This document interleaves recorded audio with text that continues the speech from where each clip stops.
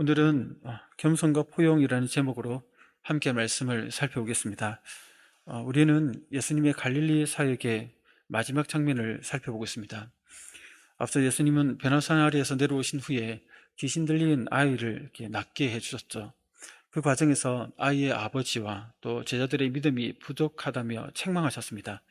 부족한 그들의 믿음을 끌어올려 주시면서 어떤 상황 속에서도 주님을 믿고 의지하도록 가르쳐 주셨습니다. 그리고 이어진 오늘 본문은 갈릴리 사역에서 예수님의 마지막 가르침입니다. 오늘 본문은 두 번째 순환 예고와 함께 주어진 제자도에 관한 내용입니다. 첫 번째 순환 예고와 함께 주신 제자도는 앞선 9장 22, 23절에서 주셨죠. 아무든지 나를 따라오려거든 자기를 부인하고 날마다 제 십자가를 지고 나를 따르라 라고 말씀하셨습니다.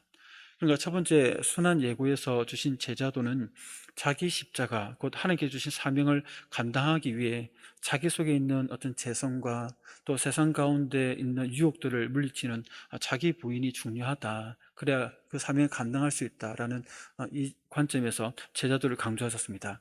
그리고 오늘 본문은 이어서 두 번째 순환 예고와 함께 또 세트처럼 제자도를 이렇게 가르쳐 주고 계십니다. 성도 여러분, 두 번째 순환 예고를 통해 가르쳐 주신 제자도의 원리는 무엇일까요? 다시 말해 고난의 그리스도를 따라가는 제자들이 부름받은 우리들이 갖춰야 할 자세는 무엇일까요? 그것은 바로 그리스도처럼 겸손한 포용, 섬김과 포용의 가슴을 지녀라입니다. 성도 여러분, 오늘 말씀 속에서 우리가 말씀을 통해서 그리스도를 따라가는 제자로서 겸손한 섬김과 포용의 가슴을 지닌 그분을 닮아가는 은혜가 있기를 소원합니다. 먼저 이 교훈을 주신 그 당시의 상황을 살펴보면서 본문 속으로 들어가고자 합니다.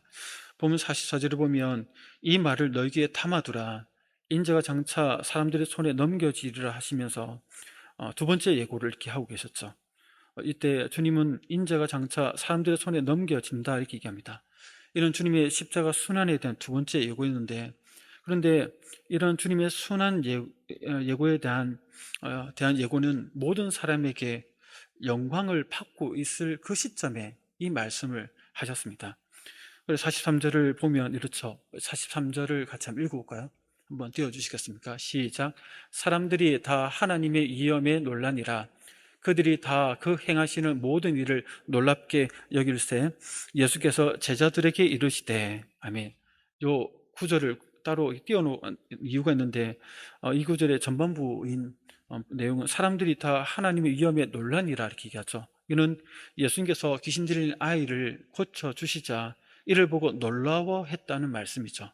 즉 사람들은 9명의 제자들이 그 산 밑에서 쩔쩔매며 어쩌지 못하던 귀신 들린 아이를 말씀 한마디로 능력 있게 고쳐주시는 예수님을 보면서 감탄하고 존경의 찬사를 지금 보내고 있는 것이죠.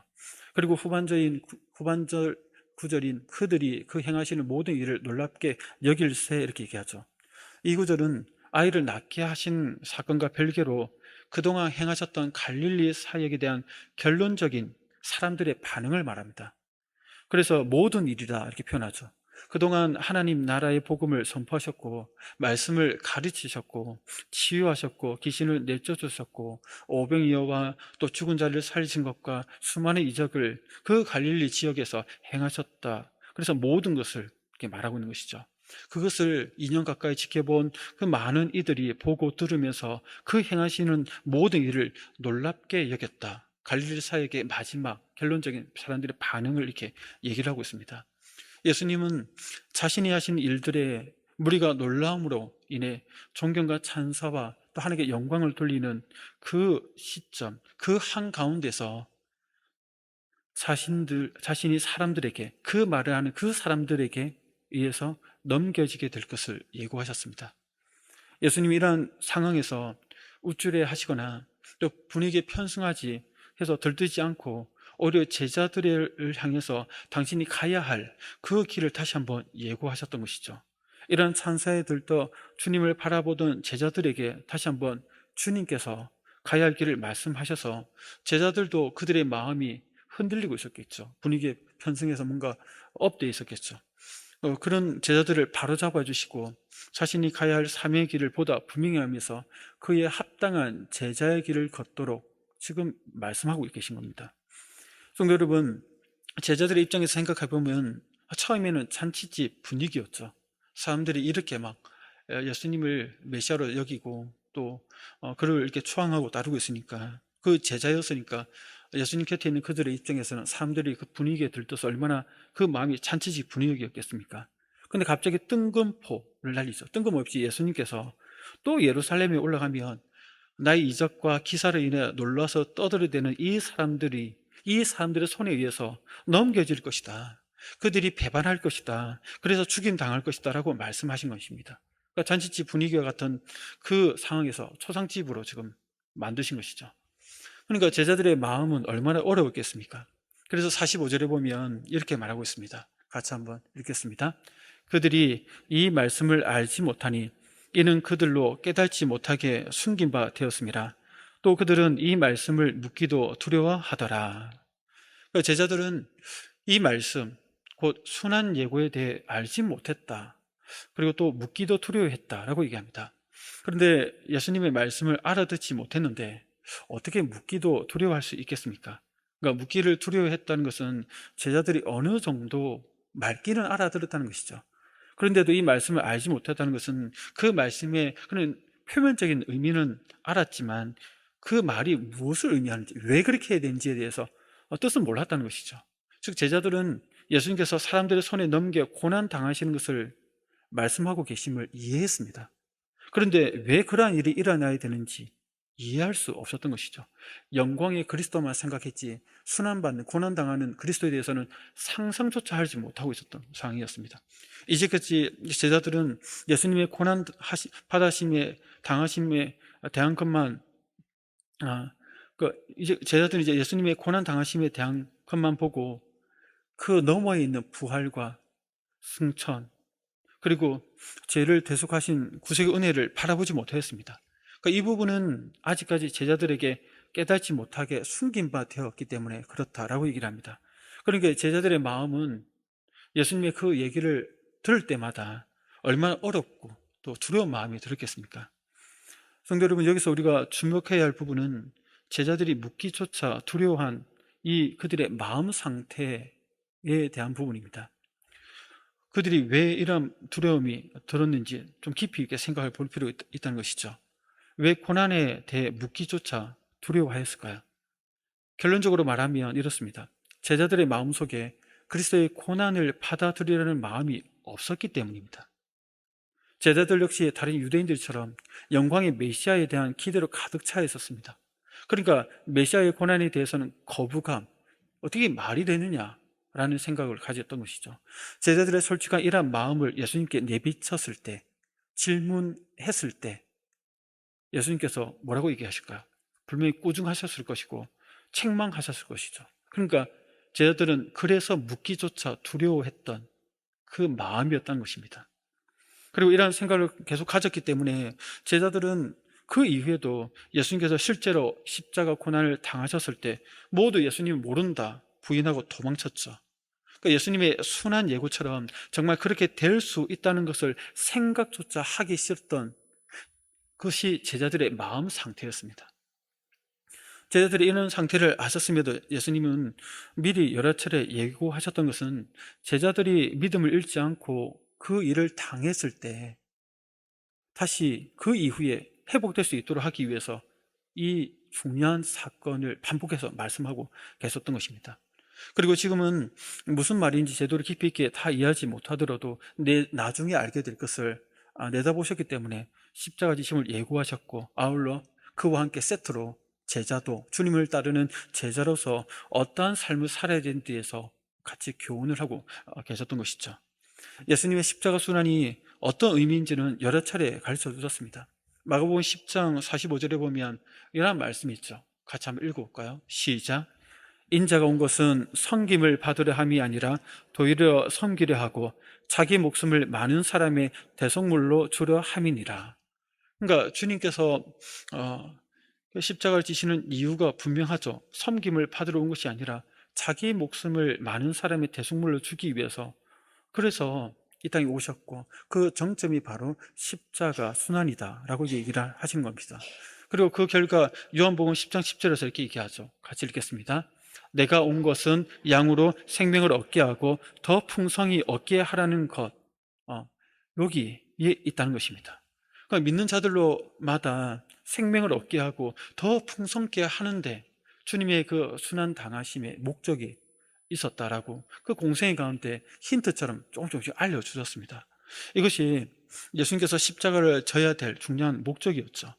제자도의 근간을 이루는 십자가가 여기에서 비롯된다는 겁니다.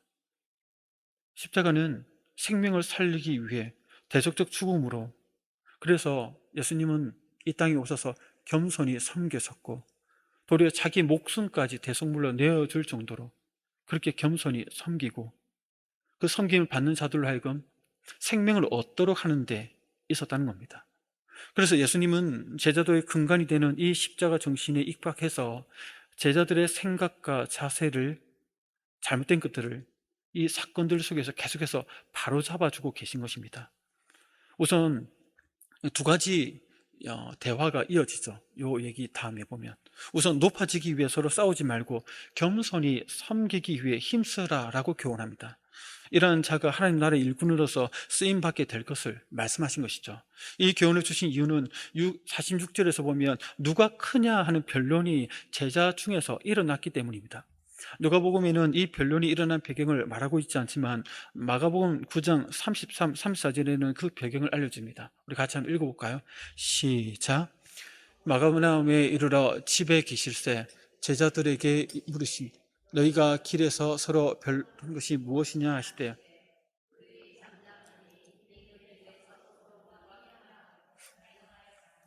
아멘. 여기 보니까 마가복음에는 얘기를 하죠. 가버나움에 도착하여 예수님과 일행이 집에 있을 때에 예수님이 제자들에게 집으로 오는 도중에 아마 베나산에서의 사건을 끝내고 이제 가버나움 집으로 오셨던 그 길 여중이었던 것 같습니다. 제자들끼리 서로 막 이제 누가 크냐라고 토론이 벌어졌죠. 근데 그 토론이 말다툼이 되고 쟁론이 된 겁니다. 마음이 상할 정도로 서로 막 옥신각신하면서 막 다퉜던 것이죠. 그러니 그 집에 들어왔는데도 제자들끼리 분위기가 어떨까요? 냉랭한 것이죠. 그 예수님 그 딱 마음을 아시니까 이 문제를 그냥 넘길 수 없어서 또 얼마 전에 그 십자가 순환 예고도 하셨잖아요. 그래서 그 십자가 정신에 입각해서 제자들을 가르치는 기회로 삼으신 겁니다.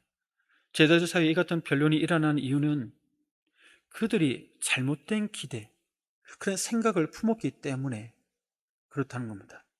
제자들은 조만간 예수님께서 예루살렘 올라가셔서 이제 왕으로 등극하실 것을 예상하고는 로마 제국을 쳐부수고 거창한 메시아 왕국을 이 땅에 이룰 것을 확신하였습니다. 요게 당시에 가졌던 메시아관이었습니다. 유대인들의. 꼭 그걸 똑같이 제자들도 갖고 있었던 것이죠. 그때 자기들은 최소한 그 나라의 총리나 장관이나 그런 높은 자리에 앉아야 하지 않겠느냐라는 기대를 품고 있었던 것이죠. 그래서 제자들은 그때를 대비해서 미리 자리 다툼을 하고 있었습니다. 한마디로 모든 제자는 스스로 가장 크다라고 생각하고 있었습니다.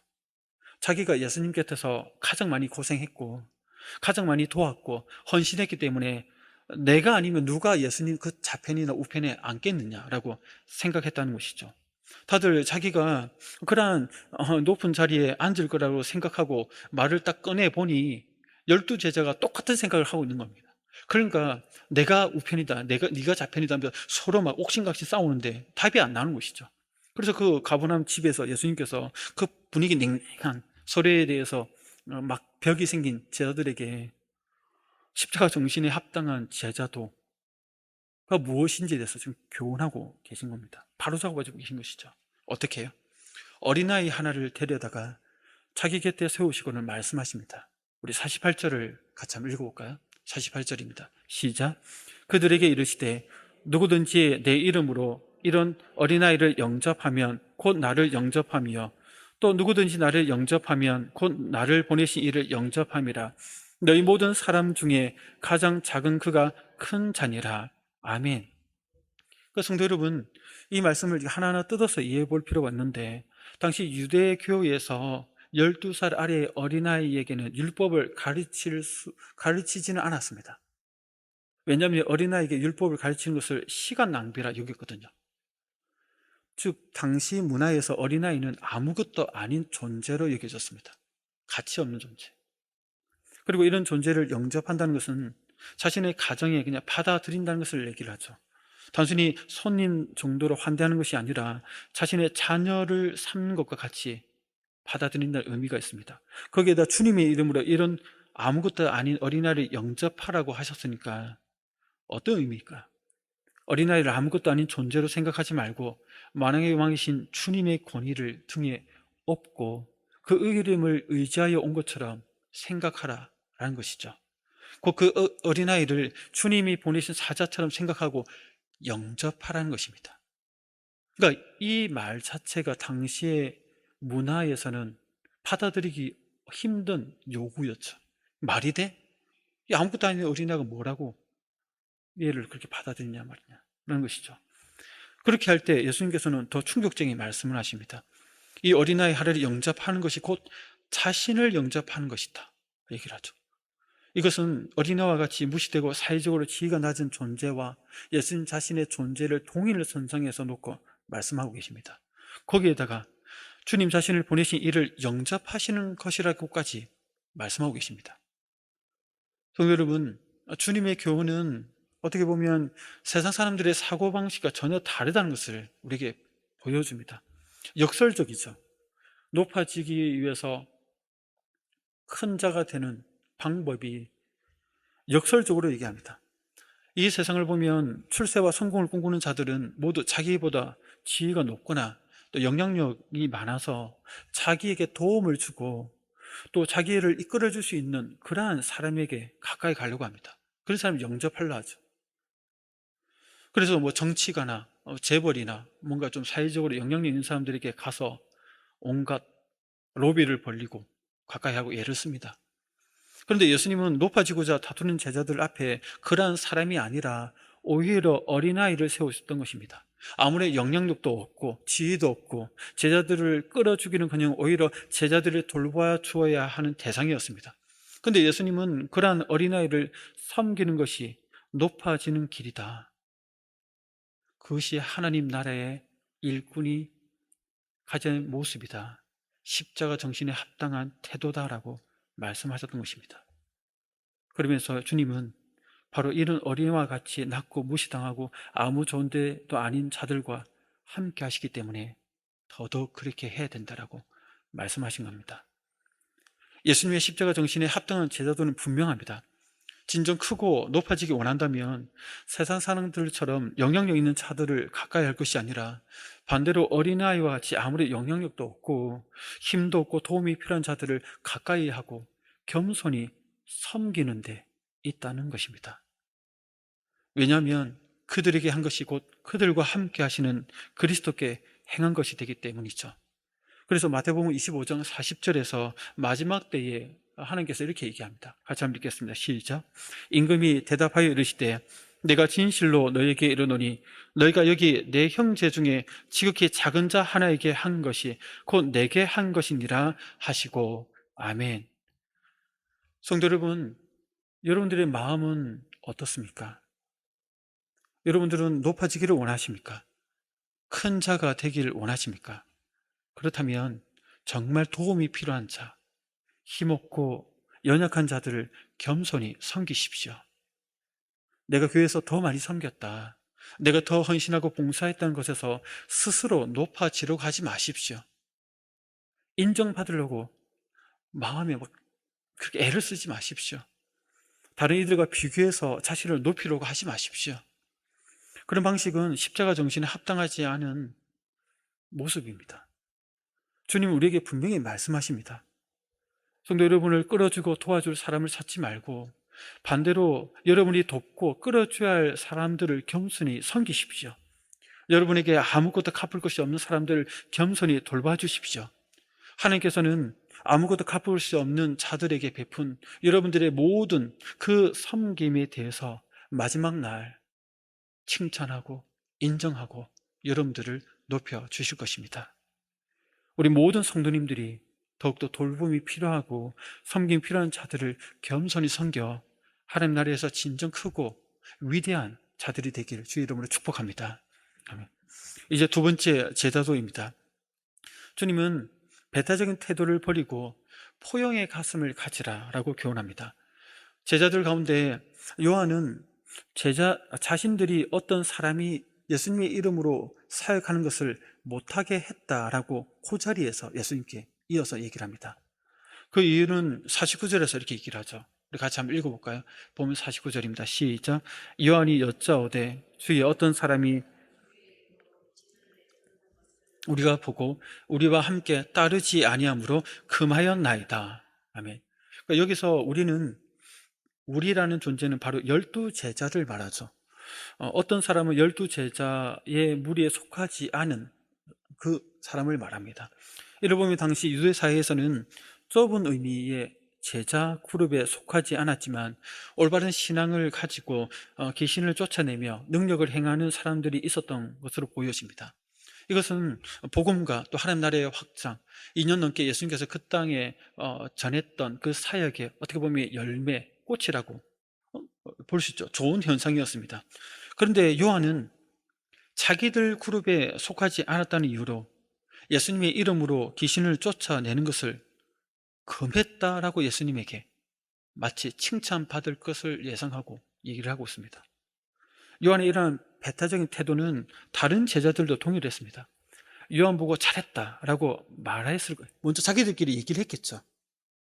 그러면서 예수님께 자신감 있게 나 잘했죠 예수님, 이런 뉘앙스로 얘기를 하고 있는 겁니다. 칭찬받을 것을 기대하고 말씀드리는 겁니다. 그런데 그렇지 않죠. 성도 여러분, 요한과 제자들의 이런 태도는 시기심과 자만심에서 나왔다고 할 수 있습니다. 사실 얼마 전 몇 시간 전인지 며칠 전인지는 모르지만 얼마 전에 한 어린아이에게 귀신을 쫓아내지 못한 제자들이었죠. 그런 제자들에 비하면 그 어떤 사람, 이름 없는 그 어떤 사람은 주님의 이름으로 귀신을 쫓아낸 자기들보다 더 훌륭한 믿음의 사람이었습니다. 그런데도 제자들은 그 사람보다도 그래도 자기들이 낫다라고 생각하고 있었던 것이죠. 왜? 예수님에 속한 12제자였기 때문에 그렇다. 자기들보다 잘했다는 점에서 시기심을 느끼면서 동시에 자기들은 예수님의 제자라는 소속감에서 그런 자만심을 가지고 있었던 것 같습니다. 이런 제자들 태도와 행동에 대해 주님은 뭐라고 대답을 하셨을까요? 50절을 함께 읽어볼까요? 본문 50절입니다. 시작. 예수께서 이르시되 금하지 말라. 너희를 반대하지 않는 자는 너희를 위하는 자니라 하시니라. 아멘. 당연히 그렇게 해서는 안 된다라고 요한에게 또 제자들에게 분명히 알려주셨습니다. 너희를 반대하지 않는 자는 너희를 위하는 자다 말씀하시면서 너희나 그 사람이나 다를 바 없이 모두 하나님 나라를 위하여 수고하는 자라는 것을 지금 일깨워 주셨습니다.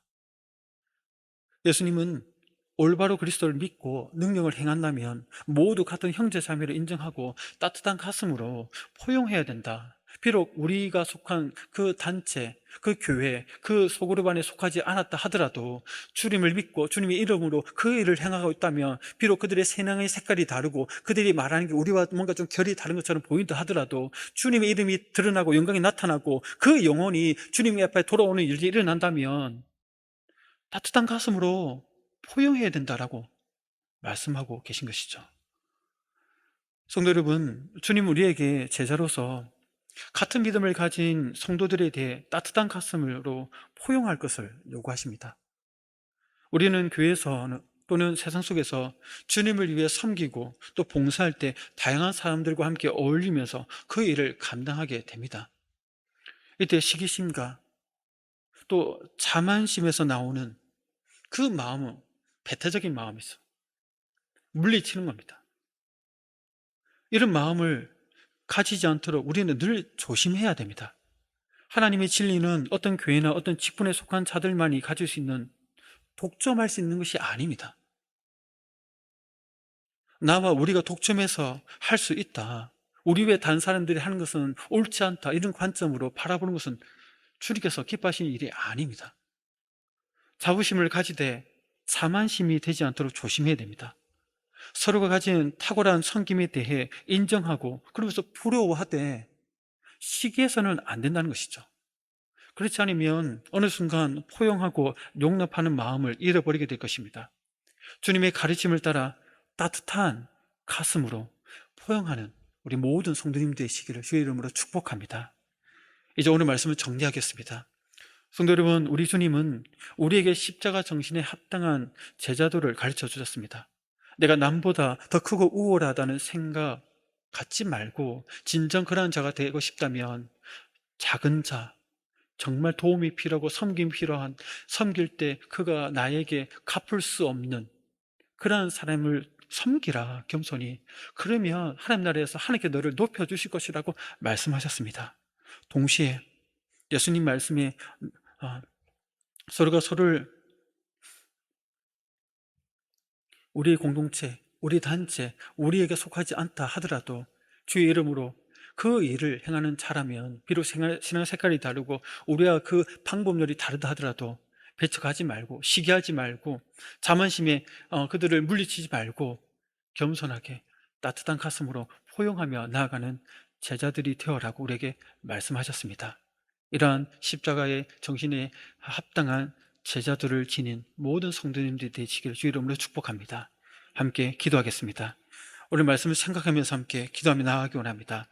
주님, 사실 제자들의 모습이 참 고맙습니다.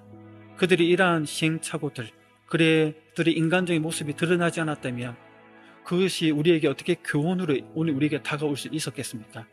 사실 그것이 우리에겐 거울이 됩니다.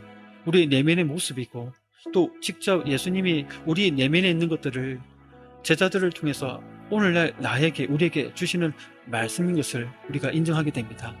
하나님, 내 속에 있는 세상적인 방법으로 높아지려는 마음들, 또 세상적인 시기심과 자만심으로 독점하려는 마음들, 물리치려는 마음들, 포용하지 못하고 배척하는 마음들이 있습니다. 이는 우리의 연약함을 불쌍히 여기시고 십자가 정신에 합당한 제자도를 따라 하나님 뜻에 합당한 높아지는 자가 되게 하시고 하나님께서 기뻐하시는 방법에 따라 포용하는 따뜻한 가슴을 가진 자들 되게 해달라고 주여 은혜를 주옵소서. 세 번 외치면서 함께 기도하겠습니다.